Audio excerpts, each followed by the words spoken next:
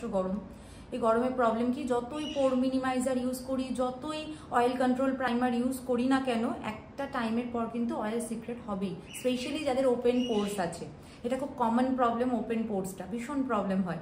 তো সেই ক্ষেত্রে আমরা ভাবি যে আমরা ক্লায়েন্টকে বলবো যে এরকম ধরনের একটা কম্প্যাক্ট নিয়ে সেটা দিয়ে ড্যাব ড্যাব ড্যাব ড্যাব করে নিলে, তুমি মেকআপ আর্টিস্ট, আমি মেকআপ আর্টিস্ট, আমাদের কাছে থাকতে পারে, ক্লায়েন্টের কাছে নাই থাকতে পারে। তো তখন কি করব? ক্লায়েন্টকে বলবো এগুলো ছেড়ে দিন, বড় টিস্যু পেপারকে এরকম ছোটো ছোটো টুকরো করে কেটে সবসময় রাখি। আমি ক্লায়েন্টকেও বলে দিই যে এইভাবে কেটে নেবেন।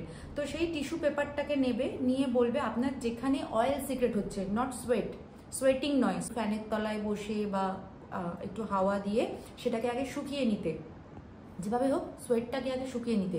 সোয়েটটা শুকিয়ে গেলে যে তেলটা থাকবে, যে অয়েল সিক্রেট হয়েছে তার ওপেন পোর্স থেকে বা ফেস থেকে ওভারঅল, তো সেটাকে বলবে হালকা করে টিস্যু পেপার নিয়ে হালকা করে এরকমভাবে চাপতে, একদম লাইট প্রেশার, ফেদার লাইট প্রেশারে প্রেস করলে কি হবে যে এক্সট্রা অয়েলটা আছে সেটাই টিস্যু পেপার বা ব্লটিং পেপার আমাদের অ্যাবজর্ব করে নেবে। করে নিলে কি হবে, আমাদের মেকআপও উঠলো না, প্লাস তেলটা বেরিয়ে গেলো, মেকআপ ইনট্যাক্ট রইলো।